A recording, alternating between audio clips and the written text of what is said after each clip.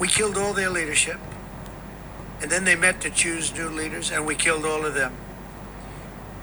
And now we have a new group, and we can easily do that, but let's see how they turn out. We have really regime change.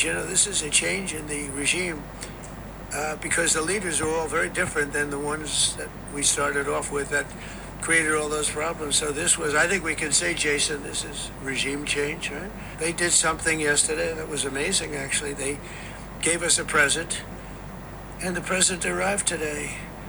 It was a very big present worth a tremendous amount of money. It starts with no nuclear weapons, and they've agreed to that. There won't be any nuclear weapons. They're not going to have enrichment, any of those things. But look, I hate to say that we're in a very good bargaining position, and I hate to say that they're defenseless because, until that last missile is fired, they have little power. But we are in about the best bargaining position. ഇതിന് വളരെ മനോഹരമായി ഒരു independent journalist ഒരു American channel തന്നെ കൊടുത്തൊരു title വായിക്കാം. The most powerful man in the world's inability to stick to a decision in Iran or indeed on anything looks less like strategy and more like panic. അതായത് ലോകത്തിലെ ഏറ്റവും തീരുമാനമെടുക്കാൻ കഴിയാത്തതിന് ശക്തിയുള്ള ഒരു വലിയ മനുഷ്യൻ, യാതൊരു ആയുധവുമില്ലാതെ കൂടുതൽ പരിഭ്രാന്തനായി കാണപ്പെടുന്ന ഒരു മനുഷ്യൻ എന്നാണ് ദി ഇൻഡിപെൻഡൻറ്റ് എന്ന് പറയുന്ന ഒരു ന്യൂസ് ചാനൽ സാക്ഷാൽ ട്രംപിനെ വിശേഷിപ്പിച്ചത്. ഏറ്റവും ഉചിതമായ ഒരു വിശേഷണമാണ് അത്. കാരണം അതിനേക്കാൾ നല്ലൊരു വിശേഷണം ട്രംപിന് ഈ സന്ദർഭത്തിലില്ല. കാരണം ഈ പറയുന്നത് പോലെ ഒരർത്ഥത്തിലും മുന്നോട്ട് നീങ്ങാൻ കഴിയാത്ത വണ്ണം പെട്ടുപോയി. ഇപ്പോൾ 5 ദിവസത്തെ വെടിനിർത്തൽ 1 മാസം ആക്കാൻ വേണ്ടിയിട്ടുള്ള ശ്രമങ്ങൾ തുടങ്ങിയിട്ടുണ്ടത്രേ. യുണൈറ്റഡ് സ്റ്റേറ്റ്സ് പറയുന്നത് നമുക്കൊരു ഫ്രെയിംവർക്കൊക്കെ ഉണ്ടാക്കാനായിട്ട് ഈ 5 ദിവസം എന്നുള്ളത് 1 മാസമാക്കാം, 5 ദിവസം കൊണ്ട് അവസാനിപ്പിക്കേണ്ട എന്നാണ് പറയുന്നത്. എന്നിട്ടാണ് ആദ്യം പറഞ്ഞ വാക്കുകളൊക്കെ പറഞ്ഞത്. റെജീം ചേഞ്ച് സാധ്യമായെന്നാണ് പറഞ്ഞത്. മുജിത്തബ കാംനയെ തിരഞ്ഞെടുത്തപ്പോൾ ഈ മരപ്പൊട്ടൻ എന്താ പറഞ്ഞത്? അതെനിക്ക് അക്സെപ്റ്റബിൾ അല്ല. ഞാൻ കൂടി തീരുമാനിക്കുന്ന ആളാണ് അവിടെ ഭരിക്കാൻ പോകുന്നത്. ആരാ?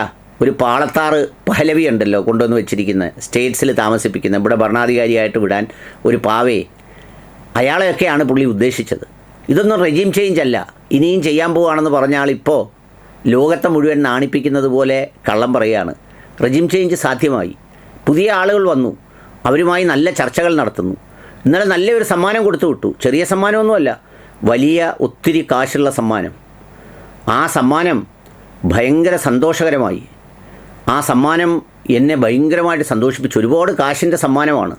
അപ്പോൾ ആരാണ്ട് പത്രക്കാർ ചോദിക്കുന്നുണ്ട് ഒരു ഇൻ്റർവ്യൂവിൽ, അത് സ്വർണ്ണമാണോ എന്ന്. അപ്പോൾ പറഞ്ഞ അല്ലല്ല, ഓയിൽ ആൻഡ് ഗ്യാസാണ്. എന്താണ് സമ്മാനം എന്ന് കിട്ടിയ ആൾ വ്യക്തമായി പറയുന്നില്ല. കൊടുത്ത ആളാകട്ടെ ഇതൊന്നും കൊടുത്തതായിട്ട് സമ്മതിക്കുന്നുമില്ല. എന്നിട്ടും സ്വയം മേനി പറയുകയാണ് നമ്മളൊരു ബാർഗെയിനിങ്ങായ നല്ല പൊസിഷനിലാണ്. എന്നിട്ട് ഒരു ഇൻ്റർവ്യൂവിൽ പറയുന്നുണ്ട് അവരുടെ കയ്യിൽ നല്ല ഷാർപ്പായിട്ടുള്ള മിസൈലുണ്ട്, അത് നമ്മൾ സമ്മതിക്കണം. പക്ഷേ അവർ ഡിഫെൻസ്ലെസ് ആണ്. അവർക്ക് നമ്മുടെ ആക്രമണത്തെ ഒന്നും പ്രതിരോധിക്കാൻ പറ്റുന്നില്ല. അതുകൊണ്ട് അവരാകെ തകർന്ന നിലയിലാണ്. പക്ഷേ അവരുടെ കയ്യിൽ നല്ല ഷാർപ്പായിട്ടുള്ള മിസൈലുണ്ട്.